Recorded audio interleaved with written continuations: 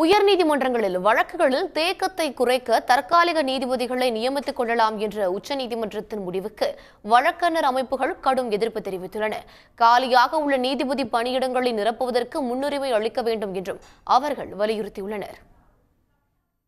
நாடு முழுவதும் உயர்நீதிமன்றங்களில் நிலுவையில் உள்ள வழக்குகளின் எண்ணிக்கையை குறைக்க ஓய்வு பெற்ற நீதிபதிகளை தற்காலிக நீதிபதிகளாக நியமிக்கலாம் என உச்சநீதிமன்ற தலைமை நீதிபதி சஞ்சீவ் கன்னா தலைமையிலான அமர்வு அண்மையில் அறிவித்தது. ஒவ்வொரு உயர்நீதிமன்றமும் 2 முதல் 5 தற்காலிக நீதிபதிகளை நியமிக்க பரிந்துரைக்கலாம் எனவும் உத்தரவிடப்பட்டது.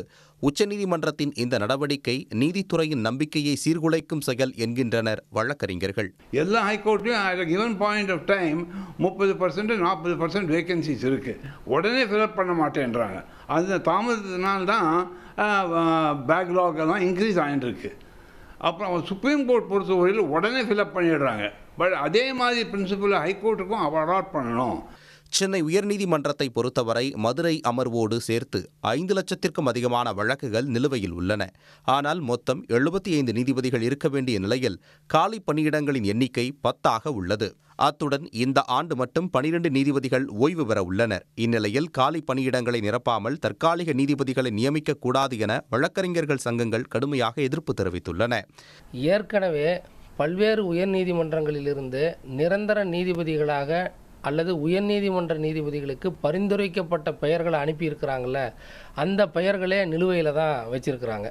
உதாரணத்துக்கு சென்னை உயர்நீதிமன்றத்தில் 75 நீதிபதிகள் நியமனம் செய்யப்படலாம் சேங்ஷன் ஸ்ட்ரென்த்து. ஆனால் 61 நீதிபதிகள் தான் இருக்கிறாங்க. இப்போ ஏற்கனவே தகுதி வாய்ந்த திறமை வாய்ந்த சமூக கண்ணோட்டம் உள்ள வழக்கறிஞர்களின் பெயர்கள் ஏன் நிலுவையிலேயே வைத்திருக்கிறீர்கள் என்று உச்சநீதிமன்றமே மத்திய அரசாங்கத்தை பார்த்து கேள்வி கேட்டாங்க. அதற்கு எந்த பதிலும் இல்லை.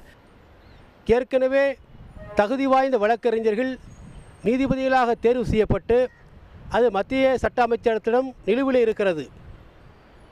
அதை முறைப்படுத்தாமல் இருக்கக்கூடிய திறமையான வழக்கறிஞர்களை நீதிபதியாக ஆக்காமல் ஓய்வு பெற்ற நீதிபதிகளை கொண்டு வழக்குகளை நடத்துவது என்பது அரசியல் சட்டத்திற்கு விரோதமாக நாங்கள் கருதுகிறோம். நாடு முழுவதும் உயர்நீதிமன்றங்களில் 360 நீதிபதிகள் காலி பணியிடங்கள் உள்ள நிலையில் வெளிப்படைத்தன்மையோடு சமூக நீதியை பின்பற்றி அவற்றை நிரப்பினாலே தற்காலிக நீதிபதிகள் நியமன முறை தேவையற்றது என்பதே வழக்கறிஞர்களின் கருத்தாக உள்ளது. சன் நியூஸ் செய்திகளுக்காக செய்தியாளர் ரமேஷ்குமார். உடனுக்குடன் செய்திகளை தெரிந்து கொள்ள சன் நியூஸ் பெல் ஐகானை கிளிக் பண்ணுங்க.